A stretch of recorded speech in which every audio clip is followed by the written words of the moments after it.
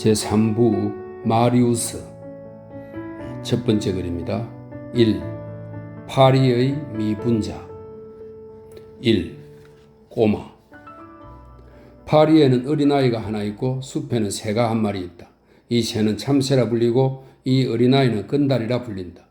파리와 소년, 하나는 온통 도가니요 또 하나는 온통 새벽인 이 두 개의 관념을 결합하고 이 두 개의 불꽃을 부딪혀보라. 그러면 거기서 하나의 작은 인간이 솟아오른다. 오문치오, 오문치오는 소인이라고 하는 뜻입니다. 오문치오라고 플라우투스는 말하리라. 이 작은 인간은 쾌활하다. 그는 날마다 먹지는 않고 마음이 내키면 저녁마다 연극을 보러 간다. 몸에는 셔츠도 없고 발에는 신도 없고 머리 위에는 지붕도 없다. 그는 그런 것이라고는 아무것도 없는 하늘을 나는 파리들 같다. 그는 7살에서 13살까지고 때를 지어 살고 거리를 쏘다니고 한 데서 자고 발꿈치 아래까지 내려오는 아버지의 헌바지를 입고 귀 밑까지 내려오는 나무의 아버지의 헌 번거지를 뒤집어 쓰고 가장자리가 노래진 멜빵을 한쪽만 메고 뛰어다니고 동정을 살피고 구걸을 하고 시간을 낭비하고 파이프 담배를 피우고 거칠게 상말을 내까리고 술집에 떠나들고 도둑놈들을 알고 있고 계집애 들과 친하게 사귀고 견말을 쓰고 음란한 노래를 부르고 그러면서도 가슴 속에는 아무런 악의도 없다. 그것은 마음속에 하늘의 진주가 즉 순진무구함이 있기 때문인데 진주는 진창 속에서도 녹지 않는다. 사람이 어린아이인 동안 신은 그가 순진하기를 원한다. 만약에 거대한 도시에 저게 무엇이냐고 묻는다면 도시는 대답하리라. 그건 내 꼬마다 라고. 2. 그의 특색 몇 가지. 파리의 건달, 그것은 그녀의 난쟁이다. 조금도 과장하지는 말자. 이 개골창의 귀여운 어린아이는 이따금 셔츠를 입고 있으나 그런 경우에는 한 벌밖에 없고 이따금 구두를 신고 있으나 그런 경우에도 전혀 구두창이 없고 이따금 숙소가 있고 그것을 사랑한다. 거기에 어머니가 있기 때문에. 그러나 그는 거리를 더 좋아한다. 거리에는 자유가 있기 때문에. 그에게는 그 자신의 놀이들이 있고 중상계급에 대한 정오가 근본을 이루는 그 자신의 짓궂은 장난들이 있고 그 자신의 비유들이 있는데 죽는 것을 민들레 뿌리를 먹는다라고 말하고 그 자신들의 직업들이 있는데 합성 마차들을 끌어다주고 마차들이 발판을 내려주고 폭우가 쏟아질 때면 거리의 이쪽에서 저쪽으로 사람을 건네주는 이른바 다리장수 노릇을 하고 프랑스 국민을 위해 당국에서 발표한 담화를 외치고 다니고 포석들 사이를 후벼 파는 것이다. 그에게는 그 자신의 화폐가 있는데 그것은 공도에서 주울 수 있는 모든 가공된 자잘한 구리쇠 조각들로 이루어져 있다. 이 이상한 화폐는 누더기라는 이름을 가지고 있는데 이 자유분방하게 사는 소년들 사이에서 변함없이 유통되고 결제도 썩 잘 된다. 마지막으로 그에게는 그 자신의 동물군이 있는데 그는 그것을 구석구석에서 열심히 관찰한다. 무당벌레, 진디, 장님거미, 두 개의 뿔이 달린 꽁지를 뒤틀면서 사람을 위협하는 귀신이라는 검은 곤충. 그에게는 거의 전설적인 괴물이 있는데 배 아래에 비닐이 있지만 도마뱀이 아니고 등에 오돌도돌한 것이 있지만 두꺼비가 아니고 낡은 석회 가마구멍과 말라붙은 하수구 속에 살고 있고 새까맣고 털이 있고 끈적끈적하고 때로는 느리고 때로는 빠르게 기어다니고 울지는 않지만 물끄러미 바라다 보고 하도 끔찍스러워 아무것도 일찍이 그것을 보지 못했을 만큼 끔찍스럽게 생겨먹은 것으로서 그는 이 괴물을 도룡뇽이라 부른다. 돌들 속에서 도룡뇽들을 찾는 것은 무시무시한 즐거움이다. 또 하나의 즐거움은 느닷없이 포석 하나를 들어올려 지느러미들을 보는 일이다. 파리는 지역마다 거기서 뜻밖의 발견되는 재미나는 것들로 인해 이름이 나 있다. 위르 실린의 작업장에는 집게벌레들이 있고 방대홍에는 노래기들이 있고 마르스 광장의 도랑에는 올챙이들이 있다. 말하기에서는 이 어린아이는 탈레방을 방불케 한다. 그는 그에 못지않게 냉소적이지만 더 정직하다. 그는 기상천외한 쾌변에 능하고 그의 너털 웃음에는 상점의 판매운도 어리둥절해야 한다.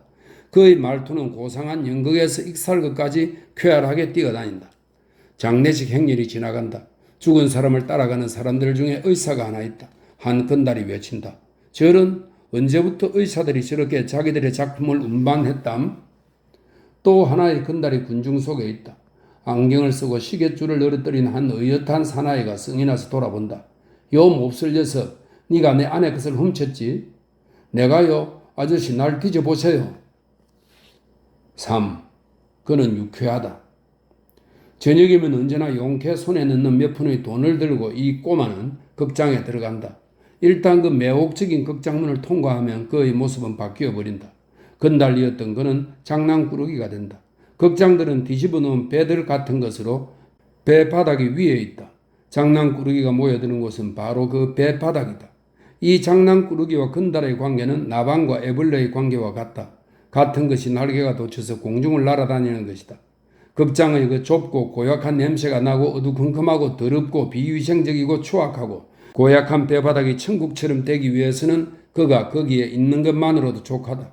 그의 빛나는 행복, 그의 강렬한 흥치와 희열, 퍼득거리는 날개 소리와 같은 그의 박수 소리와 함께 한 인간에게 무용한 것을 주고 그에게서 필요한 것을 빼앗아라. 그러면 그대는 건달을 가지리라. 건달에게 어떤 문학적 직감력이 없는 것은 아니다. 그의 성향은 좀 섭섭한 말이기는 하지만 결코 고전적인 취미는 아니다. 그는 타고나기를 그다지 학구적이지 못하다. 그래서 한 예를 들어본다면 이 떠들썩한 아이들이 작은 사회에서는 마르스 양의 인기에는 약간의 빈정거림이 가미되어 있었다. 이 마르스 양은 코미디 프랑세즈의 배우라고 합니다. 건달은 그녀를 만능양이라고 불렀다. 이 인간은 떠들고 야유하고 조롱하고 빈정대고 싸우고 거지 새끼처럼 누더기를 걸치고 철학자처럼 남루한 옷을 입고 시궁창에서 낚시를 하고 쓰레기장에서 사냥을 하고 쓰레기 속에서 쾌활함을 끌어내고 내거리에서 멋진 재치를 마구 쏟아내고 비웃고 비꼬고 휘파람을 불고 노래를 하고 가르체를 하고 욕설을 퍼붓고 알렐루리아와 마탕티를 류에트를 아울러 부르고 데 프로푼디스에서 시행리에 이르기까지 온갖 노랫가락을 흥얼거리고 찾지 않고 찾아내고 모르는 것을 알고 소매치기를 하기까지 용맹스럽고 지혜롭기까지 어리석고 불기를 하기까지 서정적이고 올림푸스 산의 신들 위에라도 쭈그리고 앉을 것이고 두엄 속에서 뒹굴다가 별들을 뒤집어 쓰고 나온다. 파리의 건달은 꼬마 라블레다. 이 라블레는 프랑스의 쾌활한 풍자 작가입니다. 그는 반바지에 회중시계를 넣는 호주머니가 없으면 만족하지 않는다. 그는 별로 놀라지도 않고 무서워하지는 더욱 않고 풍자가요로 미신을 비꼬고 과장을 축소하고 신비를 비웃고 혀를 내밀어 유령을 비꼬고 허식을 타파하고 허장성세를 만화화한다. 그것은 그가 산문적이기 때문에 그런 것이 전혀 아니고 도리어 그는 장엄한 영상을 익살맞은 환영으로 바꿔놓는다. 만일 아다마스토르는 길을 막기 위해 바스코 다가마 앞에 쑥 일어섰다는 희망봉을 지키는 거인을 가리킨다고 합니다. 아다마스토르가 그의 앞에 나타난다면 그는 말하리라. 이런 이 도깨비 좀 봐. 4. 그의 유용성. 파리는 거리의 구경거리를 찾아 빈둥빈둥 돌아다니는 사람에서 시작되고 건달에서 끝난다. 이는 다른 어떤 도시도 가질 수 없는 두 인간, 보는 것으로 만족하는 소극적인 수용, 그리고 무궁무진한 창의, 트리돔과 푸이유. 이 트리돔과 푸이유는 하나는 무능과 평범의 전형이고 또 하나는 장난과 발명의 전형입니다. 오직 파리만이 이 두 인간을 그의 박물지에 가지고 있다. 모든 왕정은 이 빈둥거리는 사람 속에 있다. 모든 무정부는 이 건달 속에 있다. 파리 문 밖의 이 창백한 어린이는 고통 속에서 사회적 현실과 인간사 앞에서 생각에 잠긴 목격사로서 생활하고 발전하고 맺어지고 풀린다. 그는 자기 자신이 무사태평하다고 생각하지만 그렇지 않다. 그는 바라보고 웃으려 하나 또한 다른 짓도 하려 한다.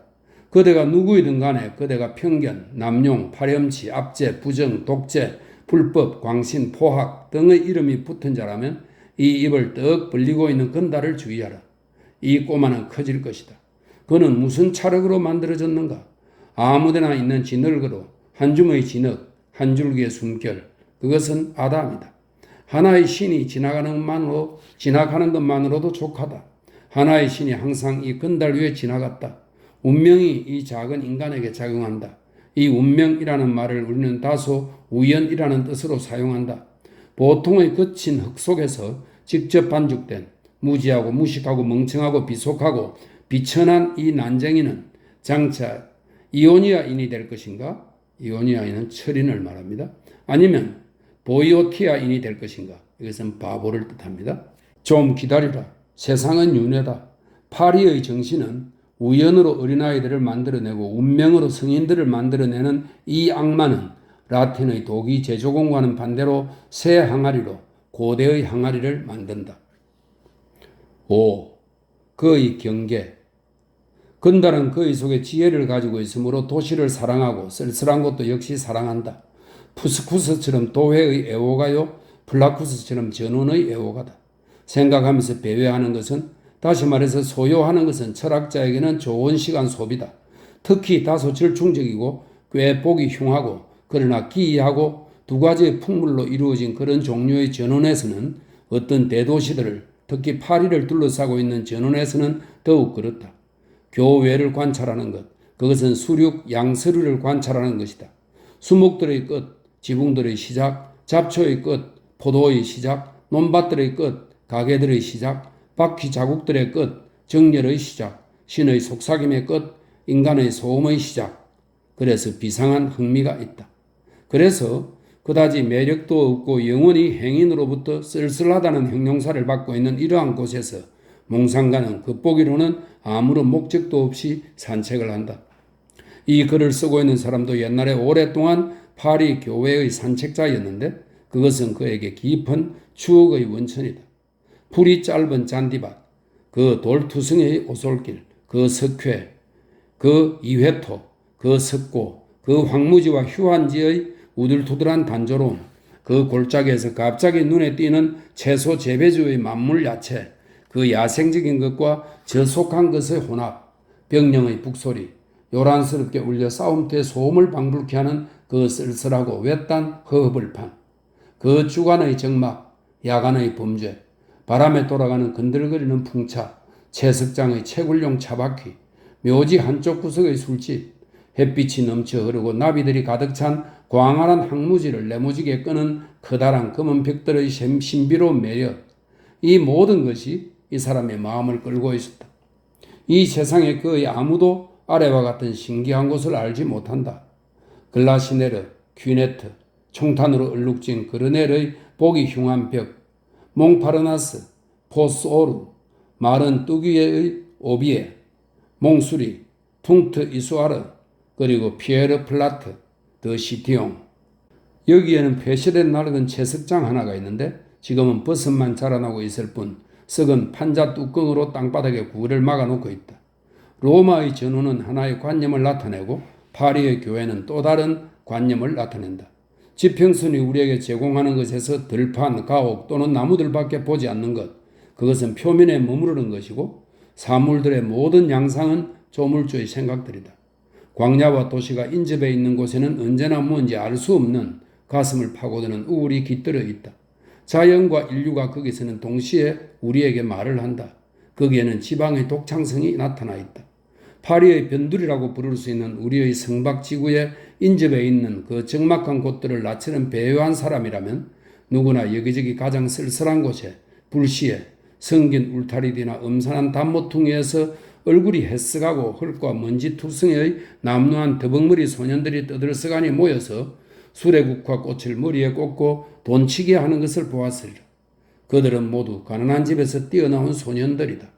외곽의 가로수길은 그들이 숨을 쉴 수 있는 곳이다. 교회는 그들의 것이다. 그들은 늘 거기서 진을 치고 논다. 그들은 거기서 천진난만하게 난잡한 노래를 부른다. 그들은 거기서 모두의 눈에서 멀리 떨어져 5, 6월의 부드러운 햇빛 속에서 땅속에 판 구멍 주위에 둘러앉아 엄지손가락으로 구슬치기를 하고 한 푼, 두 푼을 놓고 다투고 아무런 책임도 없이 활달하고 방종하고 행복스럽게 거기에 있다. 아니, 그보다는 거기에 생존한다고 말하는 게 더 낫겠다. 그러다가 사람을 보면 그들은 할 일이 있다는 것을 생각하고 먹을 것을 벌어야겠다는 생각이 나서 풍뎅이들이 가득 들어있는 헌 털양말을 사라고 내밀거나 리라 꽃다발을 내민다.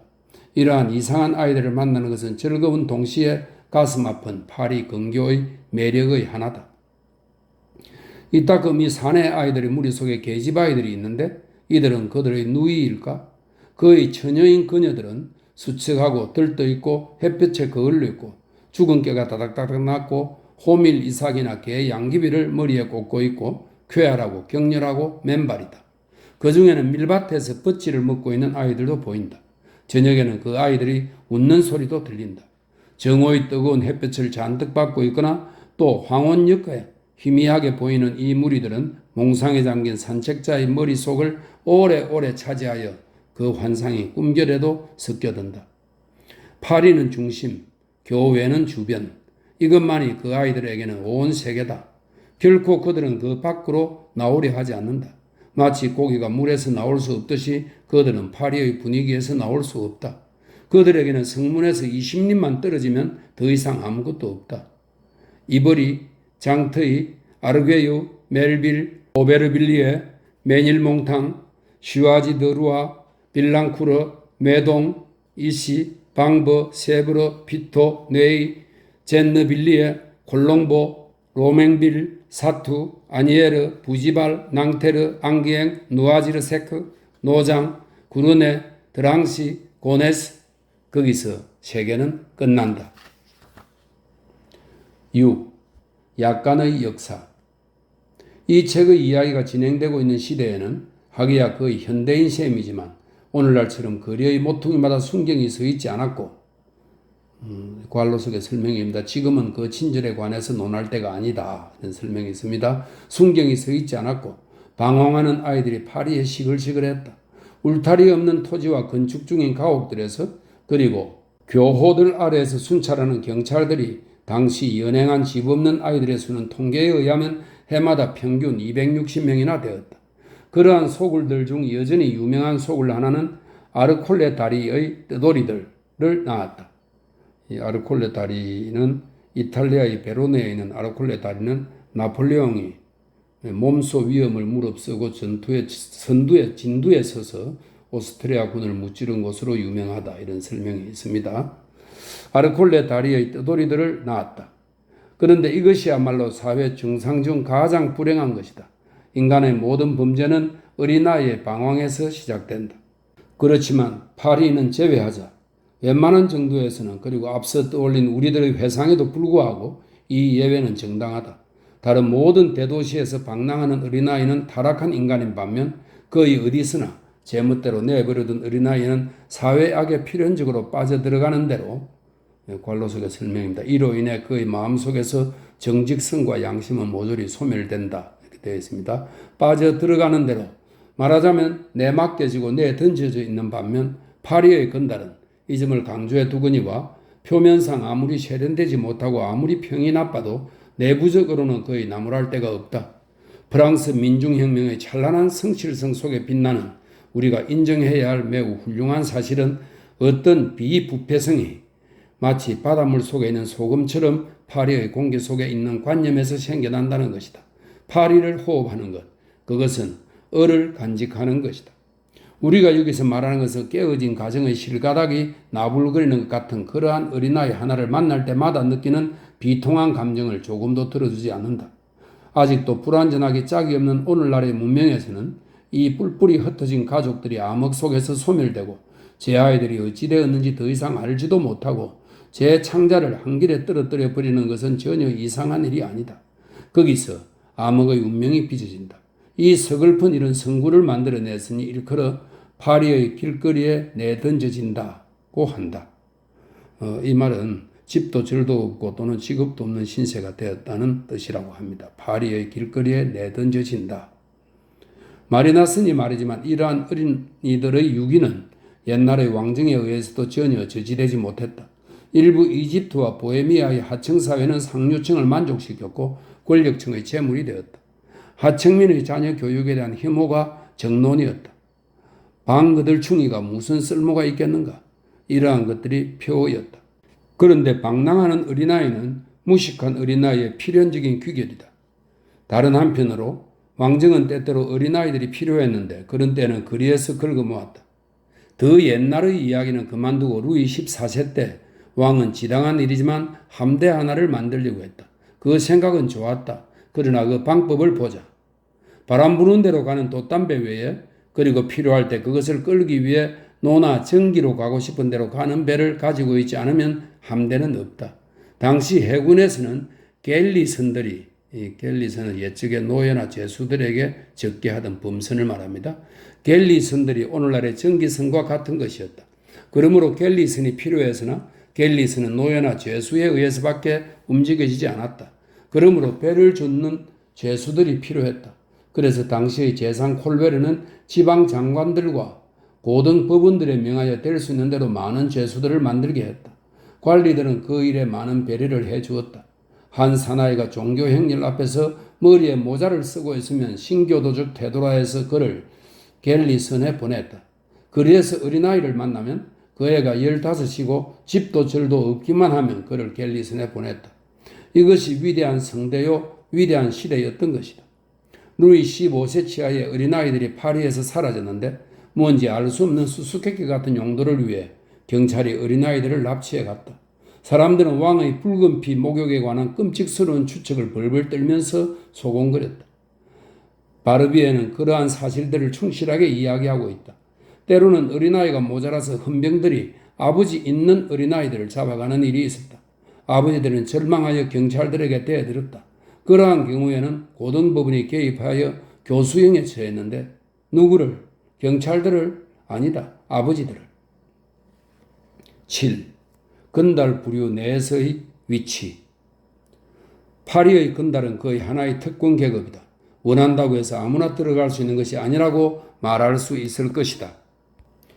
이 가맹이라는 말은, 이 가맹은 건달이라는 뜻입니다. 가맹이라는 말은 1834년에 비로소 인쇄 매체에 나타나 소거에서 문학용어로 들어왔다. 이 말이 나타난 것은 콜로드괴, 콜로드괴는 이것도 위고의 작품입니다. 콜로드괴라는 제목의 소책자 속에서였다. 논의가 분분했으나 이 말은 통용되게 되었다. 건달들이 그들 사이에서 존경받는 요소들은 다양하다. 내가 알고 자주 만난 건달 하나는 노트르담의 탑 위에서 사람이 떨어지는 것을 보았다는 이유로 대단한 존경과 대단한 감탄을 받고 있었다.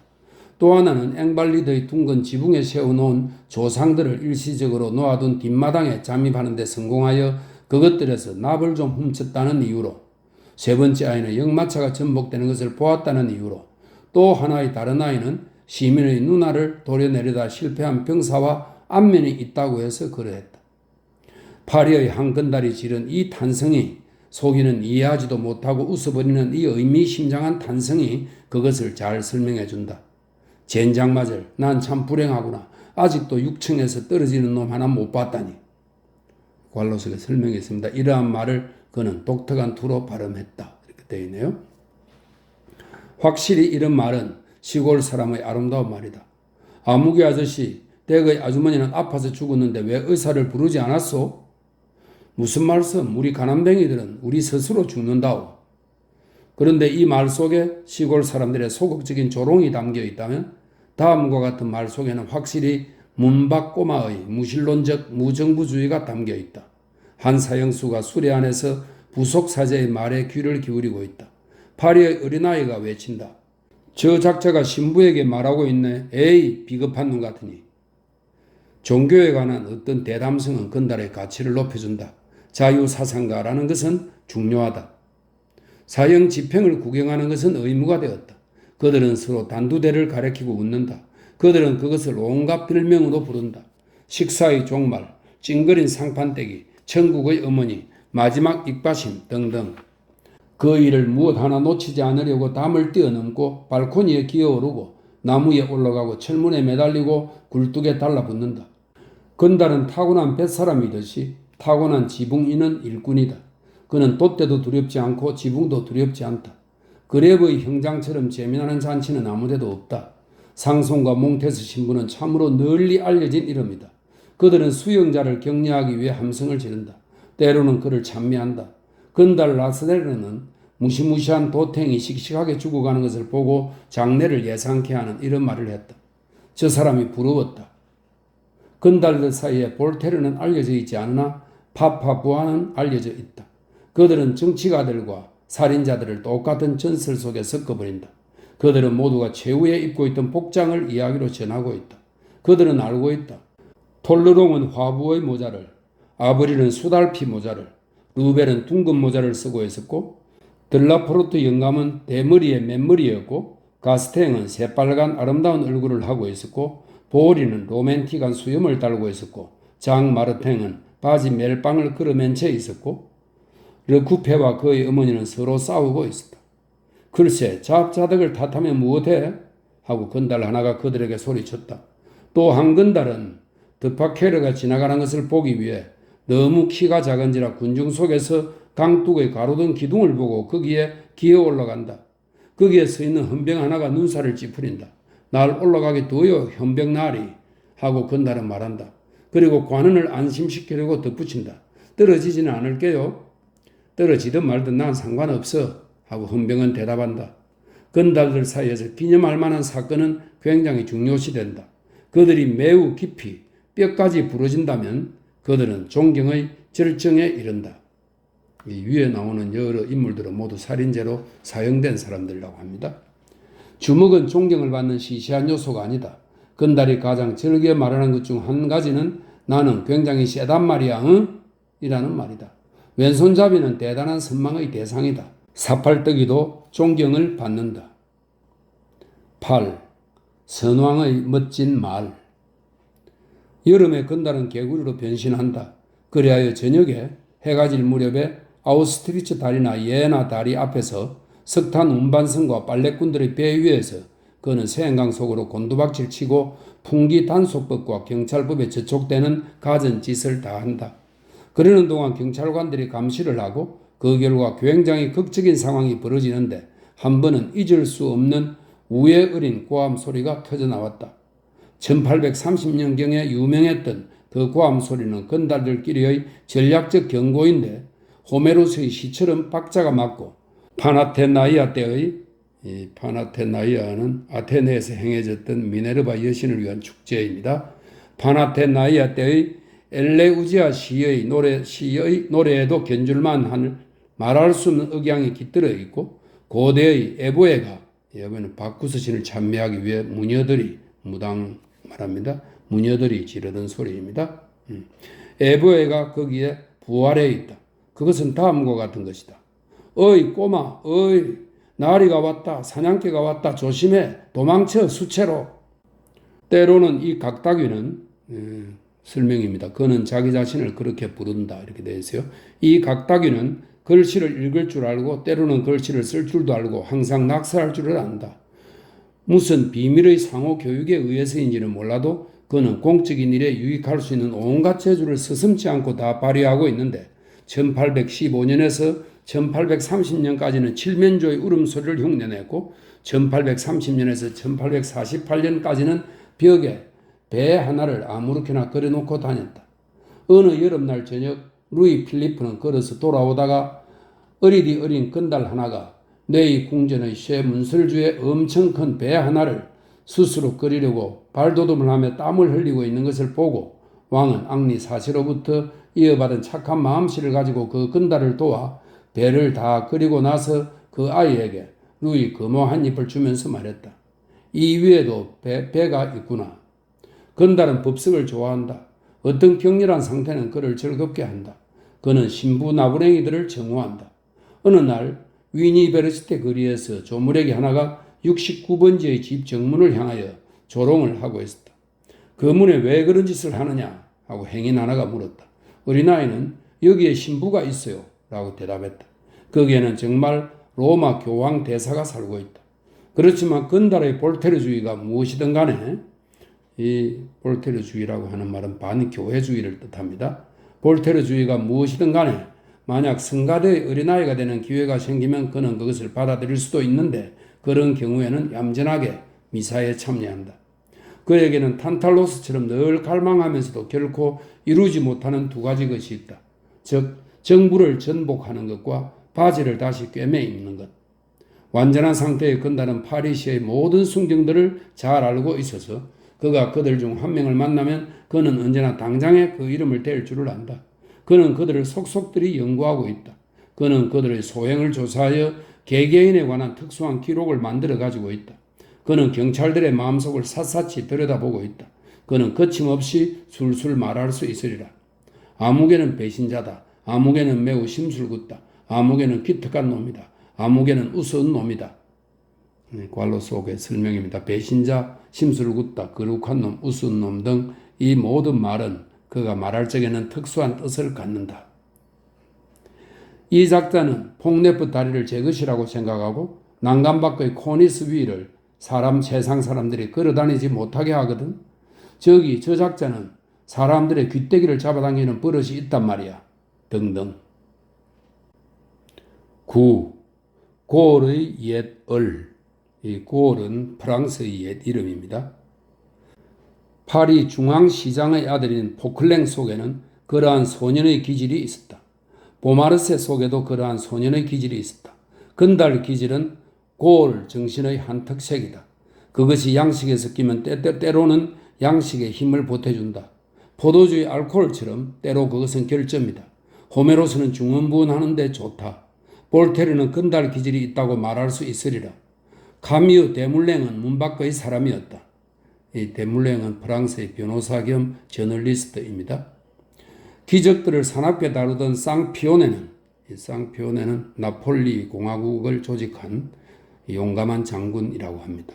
쌍피오네는 파리의 포도에서 나왔는데 아주 어렸을 때 생장 드 보베 성당과 생 데티엔 디 몽 성당의 회랑에 침입했고 상 야누아리루스의 병에 이 말은 상 야누아리루스는 나폴리의 수호신을 말합니다. 병에 명령을 내릴 수 있을 정도로 성 주누비에브의 유물함을 함부로 다루었다.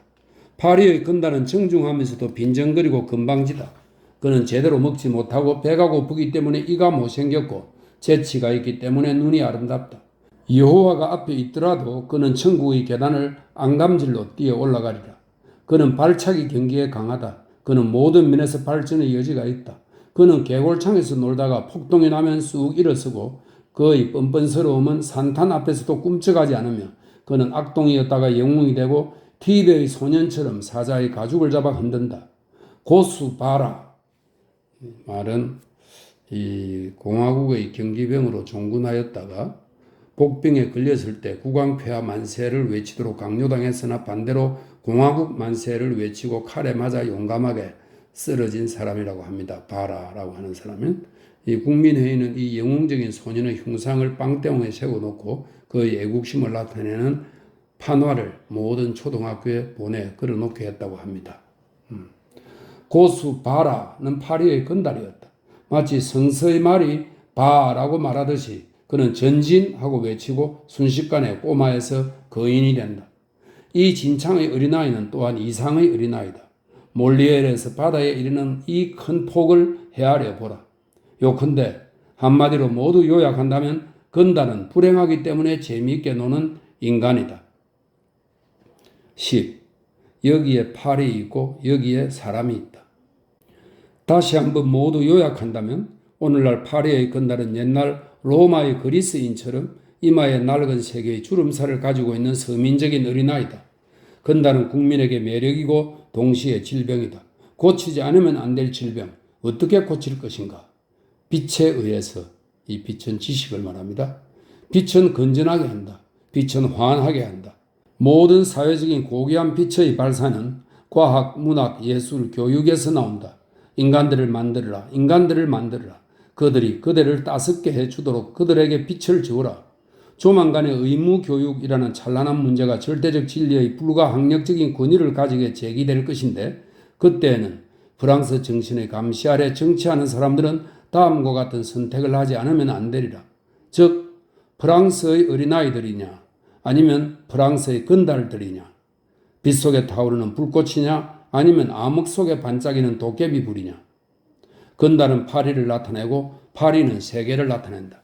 왜냐하면 파리는 전체이기 때문이다. 파리는 인류의 천장이다. 이 놀라운 도시 전체는 죽은 풍습과 살아있는 풍습의 축도다. 파리를 보는 자는 그때그때 여기저기에 하늘과 별들을 가진 전 역사의 밑바닥을 보는 것 같은 느낌이 든다. 파리는 하나의 카피톨리노, 카피톨리노는 고대 로마의 신성한 언덕을 말합니다. 즉 시청이 있고 하나는 파르테논, 아테네의 미네르바 신전이죠.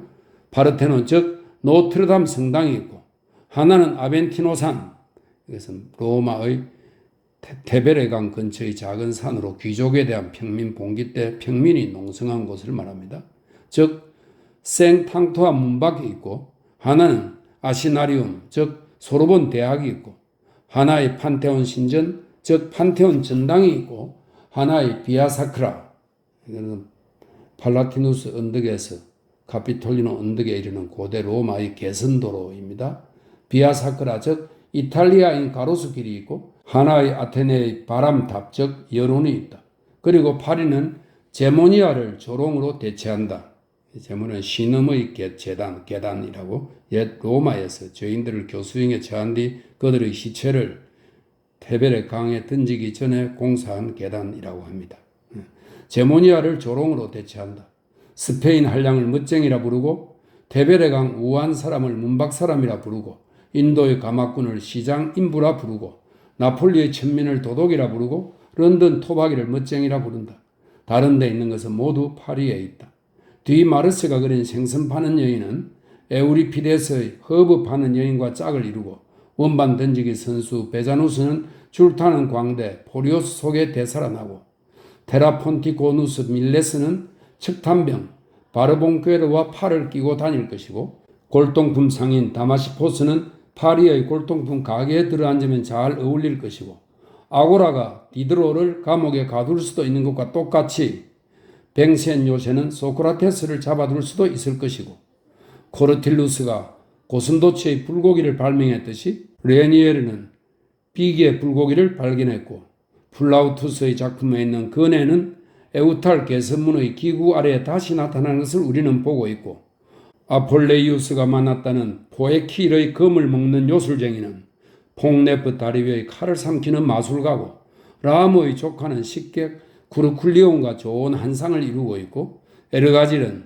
에르그페유에 의해 캉파 세레스테에게 소개될 것이고 로마의 네 한량인 아르세지 마르쿠스와 보에드로분스, 디아블루스 그리고 아르지리프는 코르티유에서 라바티의 역마차 안에서 내리고 아우렐리 겔리우스는 샤를 로디에가 폴리치넬라 앞에서 그랬던 것처럼 더 오래 콩그리오 앞에서 머물러 있지 않았고 마르통은 호랑이가 아니지만 파리 달리스카도 결코 용이 아니었고 익살관대 판달라부스는 영국 카페에서 남봉꾼 노멘타누스를 조롱하고 헤르몬에게서는 샹젤리아의 테너 가수고 그가 주위에서 거지 트라지우스가 보베수식의 옷을 입고 의연금을 모으고 틸러리 공원에는 사람들 옷의 단추를 붙잡고 그들을 못 가게 하는 회방꾼이 2000년 후에도 사람들로 하여금 테스프리온의 호통을 되풀이하게 한다. 망토를 잡아당기는 게 누구냐? 난 바쁘다. 쉬렌의 포도주는 알바의 포도주를 방불케 하고 데조지의 테두리가 새빨간 술잔은 발라트론의 큰 술잔과 비등하고 페르라세즈 묘지는 밤빛 속에 에스큘리노 언덕과 같은 빛을 발산하고 5년간의 계약으로 산 빈민의 무덤 구덩이는 옛날 노예의 임대차 관과 같은 가치가 있다. 파리에 없는 것이 뭐가 있는지 찾아보라. 드로포니오스의 큰 통 속에 있는 것은 모두 메스머의 나무통 속에도 있고 에르가필리스는 칼리오스트로 속에 되살아나고 바라문 성녀 바사는 생제르맹 백작 속에 강생하고 성 메다르 묘지는 다마스쿠스의 회교 사원 우두미에에 결코 못지않은 기적을 행한다. 파리는 메이웨라는 하나의 이솝이 있고 르노르망 앙이라는 하나의 카니디아가 있다. 파리는 델포이처럼 환상의 번쩍거리는 현실에 놀란다. 도두나가 무당의 삼각 의자를 회전시켰듯이 파리는 탁자를 회전시킨다. 로마가 창부를 용상에 앉혀놓은 것처럼 파리는 바람난 여공을 용상에 앉혀놓는다. 그리고 요컨대 비록 루이 15세는 클라우디우스 황제보다 나쁠지라도 뒤발이 부인은 메살리니보다 낫다. 파리는 존속하였고 우리가 접촉한 놀라운 유형 속에 그리스의 적나라함과 히브리의 궤양, 아스코니오의 야유가 결합되어 있다. 파리는 디오게네스와 요, 팔리아치를 뒤섞고 콩스티티시오넬의 헌신문지로 유령에게 옷을 입혀 코드리크 디클로로 만든다. 폭군은 별로 늙지 않는다 라고 플루타르코스는 말했음에도 불구하고 로마는 도미티아누스 황제 아레스처럼 술라 아레스도 체념하고 기꺼이 그의 술에 물을 탔다. 바루스 비비스쿠스가 테베레 강에 관해서 한 다음과 같은 약간 테를 뿌린 칭찬을 믿어야 한다면 테베레 강은 레테 강이었다. 이 레테 강은 지옥에 있는 망각의 강입니다. 우리는 그라쿠스 형제에 대하여 테베레 강을 가지고 있다. 테베레 강물을 마시면 곧 발람을 잊습니다.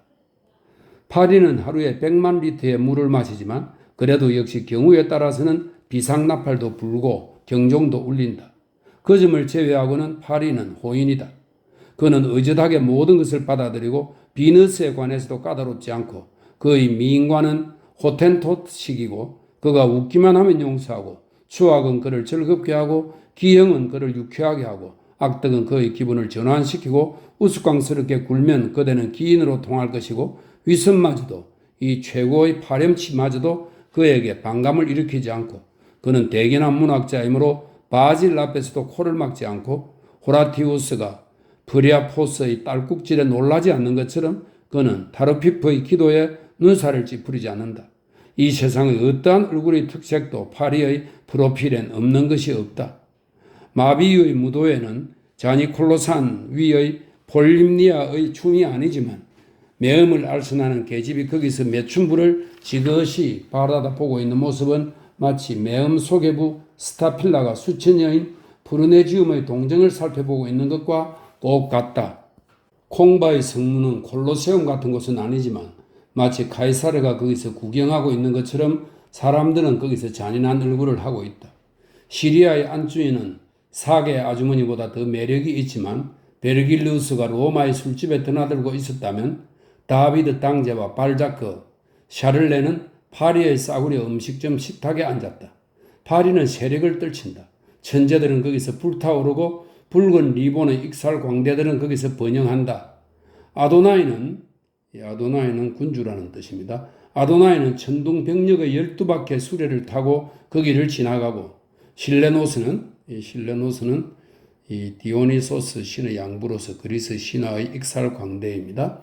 실레노스는 나귀를 타고 거기로 들어온다. 실레노스는 거기서 랑포노 영감이라고 한다. 파리는 코스모스, 우주를 말하죠. 파리는 코스모스와 동의어다. 파리는 아테네요, 로마요, 시바리스요, 예루살렘이요, 팡탱이다. 이 팡탱은 프랑스 센 지방의 조그마한 도시이고 시바리스는 이탈리아의 옛 도시입니다. 모든 것을 다 담고 있다는 뜻이네요. 모든 문명이 거기에 개괄되어 있고 모든 야만 또한 그렇다. 파리는 단두대 하나만 없더라도 무척 섭섭하게 여길 것이다. 약간의 그레브 형장이 있다는 것은 좋은 일이다. 그러한 양념이 없다면 이 모든 영원한 축제는 어찌 될 것인가? 우리들의 법률은 거기에 현명하게 갖추어져 있고 그 법률 덕택으로 이 단두대의 칼날에서 카니발의 마지막 날에 피가 한 방울씩 떨어진다. 11. 조소하며 군림하다. 파리에는 한계가 전혀 없다. 어떤 도시도 제가 제압하는 자들을 가끔 우롱하는 그런 위력을 갖지는 못했다. 알렉산드로스는 기뻐하라 아테네 사람들이여 하고 외쳤다. 파리는 법률 이상의 것을 만든다. 유행을 만드는 것이다. 파리는 유행 이상의 것을 만든다. 관례를 만드는 것이다. 파리는 만약 마음만 내키면 바보가 될 수 있고 때로는 그러한 사치도 하는데 그럴 때면 세계도 파리와 더불어 바보가 된다. 그런 뒤에 파리는 잠을 깨어 눈을 비비며 정말 나는 어리석어 하고 말하고 인류의 면전에서 너틀 웃음을 웃는다. 이러한 도시는 얼마나 희한한 것인가? 이상한 일은 이 위대성과 이 해악성은 사이좋게 이웃하고 있고 이 모든 위험은 그 모든 익살맞은 말로 조금도 흔들리지 않고 또 똑같은 입이 오늘은 최후 심판의 나팔을 부르는가 하면 내일은 갈대 피리를 불 수 있다는 것이다. 파리에는 비상한 쾌활함이 있다. 그의 쾌활함은 벼락을 머금고 있고 그의 익살은 제왕의 호를 가지고 있다. 그의 태풍이 때로는 찌푸린 얼굴에서 터져나온다. 그의 폭발, 그의 역사적인 날, 그의 걸작, 그의 기적, 그의 서사시는 세계의 끝까지 전해가고 그의 해악 역시 그렇다. 그의 웃음은 온 지구에 용암을 튀게 하는 화산의 분화구다. 그의 조소는 불꽃이다. 그는 국민들에게 그의 풍자와 이상을 받아들이게 하고 인류 문명의 최고 작품들은 그의 풍자를 받아들이고 그의 장난에 그들의 불멸성을 준다. 그는 찬란하다. 그는 세계를 해방하는 놀라운 7월 14일이 있고 모든 국민들에게 죄덮음의 선서, 이 죄덮음의 선서는 1789년 6월 20일에 베르사유 궁에 모인 제3계급 의원들이 프랑스의 헌법을 주기 전에는 해산하지 않겠다고 약속한 선서를 말합니다. 모든 국민들에게 죄덮음의 선서를 하게 하고 그의 8월 4일 밤은 천년의 봉건제도를 3시간 동안에 해결하고 그의 논리로 만장일치의 의지의 힘줄을 만들고 숭고의 모든 형태 아래서 발전해가고 제 빛으로 가득 채운다. 워싱턴을, 코시오스코를, 볼리바르를, 보차리스를, 리에고를, 베물만인을, 로페스를, 존 브라운을, 가리발디를 그는 미래가 빛나는 곳에는 어디에고 있다. 1820년에는 레옹섬에, 1848년에는 페스프에, 1860년에는 펠레모에, 하프스페리의 나무뼈에 모인 미국 노예 폐지론자들의 귀에, 그리고 고치 여관 앞 바닷가의 아르키에 숨어서 모인 앙코나의 애국자들의 귀에 대고 그는 자유라는 강력한 슬로건을 소곤거리고 가나리스를 만들어내고 코이로가를 만들어내고 파자카네를 만들어내고 위대한 것을 세상에 전파한다. 바이런이 메솔롱기온에서 죽고 마체트가 바르셀로나에서 죽은 것은 그의 입김이 그들을 몰아가는 곳으로 가서 그리 된 것이다. 그는 미라보의 발 아래에서는 연단이 되고 로베스피에르의 발 아래에서는 분화구가 되고 그의 책과 연극, 예술, 과학, 문학, 철학은 인류의 개론이다. 그는 모든 순간에 파스칼, 레니에, 코르네유, 데카르트, 장작 루소, 볼테르를 가지고 있고 모든 시대에 몰리에르를 가지고 있으며 자꾸 그를 온 세계 사람들의 입으로 말하게 하니 이 말은 말씀이 된다.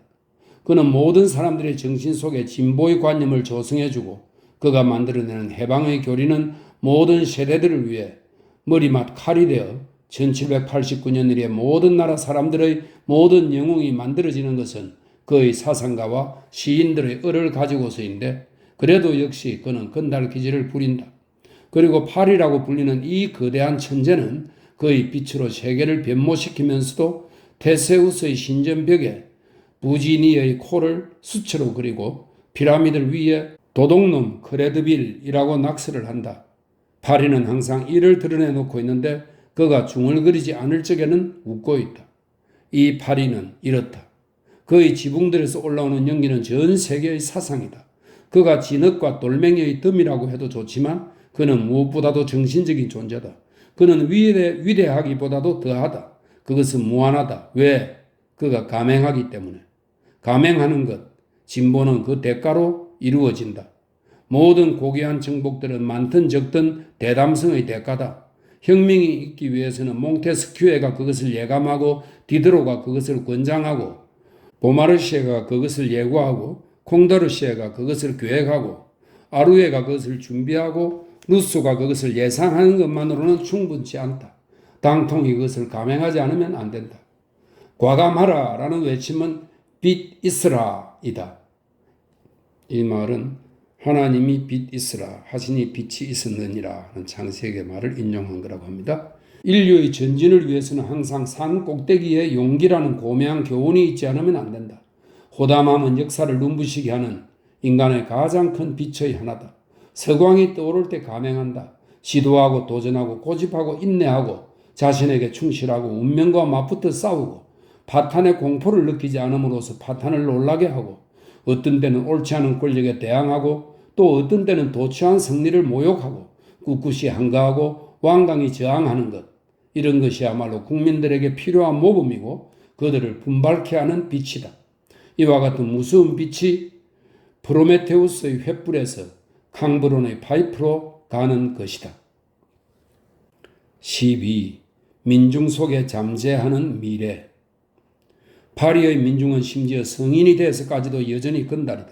이 어린아이를 그리는 것, 그것은 이 도시를 그리는 것인데 내가 이 독수리를 그 순수한 참새 속에서 연구한 것은 바로 그 때문이다. 파리의 족속이 나타나는 것은 특히 문 밖에서라는 점을 강조해 둔다.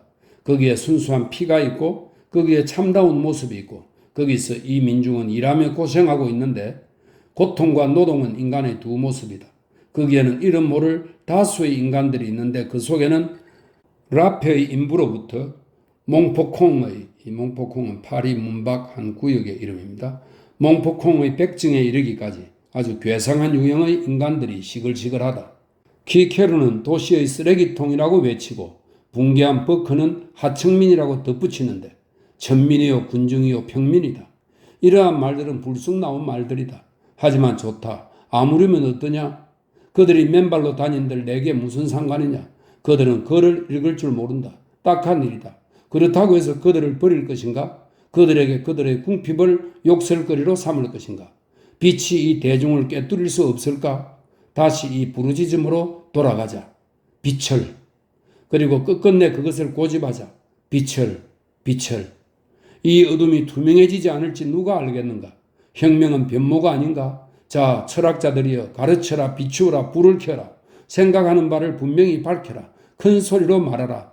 밝은 햇빛으로 즐거이 달려가라. 광장과 친하게 지내라. 좋은 소식을 알려라. 초보 독분을 아낌없이 주어라. 권리를 선언하라. 마르세예제를 불러라. 감격의 씨를 뿌려라. 떡갈나무들에서 푸른 가지들을 쳐버려라. 사상으로 선풍을 만들어라. 이 군중은 성화시킬 수 있다.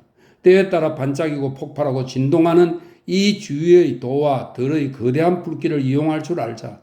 이 벌거벗은 발, 그 벌거벗은 팔, 그 누더기, 그 무지, 그 천함, 그 암흑, 이러한 것들은 이상의 쟁취에 사용될 수 있다.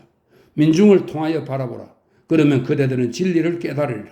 그대들이 발밑에 짓밟고 용광로 속에 던져 넣어 녹이고 끓이는 이 천한 모래는 찬란한 결정체가 될 것이고 이 모래 덕분에 갈릴레오와 뉴턴이 천체를 발견할 것이다. 13. 소년 가브로슈.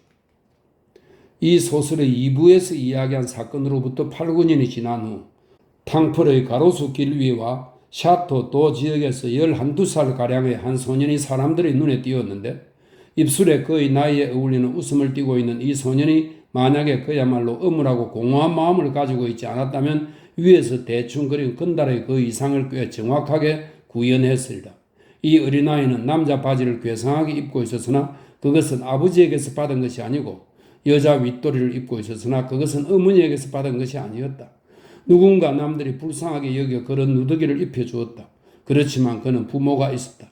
그러나 아버지는 그를 생각하지 않았고 어머니는 그를 조금도 사랑하지 않았다. 그는 부모가 있으면서도 고아인 모든 아이들 중에서 연민을 받을 만한 소년의 하나였다. 이 아이는 거리에서만큼 기분 좋은 때가 결코 없었다. 포도는 그에게 제 어머니의 마음보다 덜 냉혹했다.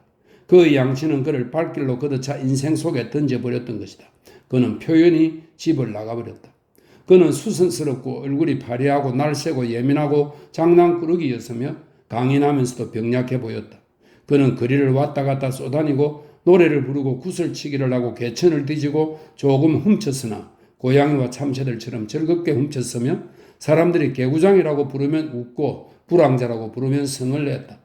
그는 집도 없고 빵도 없고 불도 없고 사랑도 없었지만 자유로웠기 때문에 유쾌했다.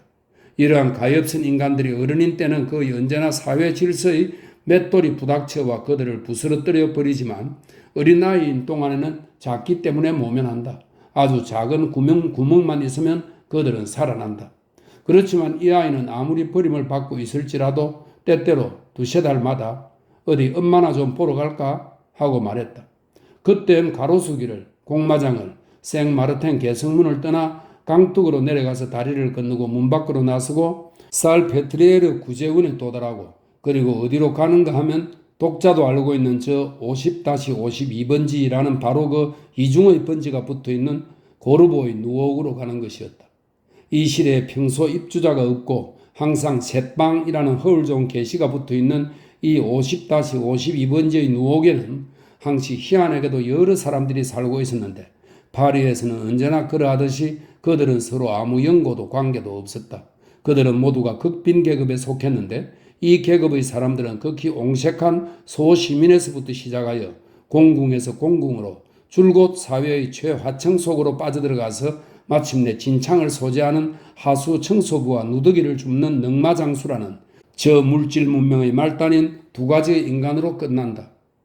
장발장이 살던 때의 셋집 주인 노파는 이미 죽어버리고 대신 그녀와 똑같은 노파 하나가 들어와 있었다. 누구인가 이런 말을 한 철학자가 있었다. 노파들은 결코 씨가 마르지 않는다. 이 새로 들어온 노파는 베르공 부인이라 불렸고 그녀의 일생에서 괄목할 만한 일은 앵무새 3마리를 키웠다는 것뿐인데 이 앵무새들은 3대에 걸쳐 그녀의 마음속에 군림하고 있었다. 이 누옥에 살고 있는 사람들 중에서도 가장 비참한 사람들은 4명의 가족이었는데 아버지와 어머니 그리고 이미 꽤 큰 2딸이 앞서 말한 바와 같은 작은 방 중 하나인 다락방에서 4식구가 다 같이 살고 있었다. 이 가정은 극도로 빈궁하다는 점 외에는 언뜻 보아 그다지 특이한 것이 없었다. 아버지는 방을 세내면서 이름을 종드레트라고 말했다. 새 방으로 이사한 후 조금 있다가 괄호 속에 설명이 있습니다. 이 이사는 셋집 주인 노파의 기억할 만한 표현을 빌려서 말한다면 알몸뚱이만의 입주와 꼭 닮은 꼴이 있는데 이렇게 설명이 되어 있습니다. 이사한 후 조금 있다가 이 종드레트는 이전의 노파처럼 문지기 겸 계단 청소부인 그 여자에게 이렇게 말했다. 할머니, 혹시 누가 와서 폴란드 사람이나 이탈리아 사람 또는 어쩌면 스페인 사람을 찾거들랑 그게 나인 줄 아시오?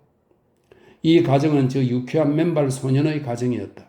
그가 거기에 오면 그는 거기에서 가난을 궁핍을 발견했는데 더 슬픈 일은 미소 짓는 사람이 하나도 없다는 것. 아궁이도 싸늘하고 사람들 마음도 싸늘하다는 것이다. 그가 들어오면 가족들이 물었다. 어디서 오니? 그는 대답했다. 거리에서.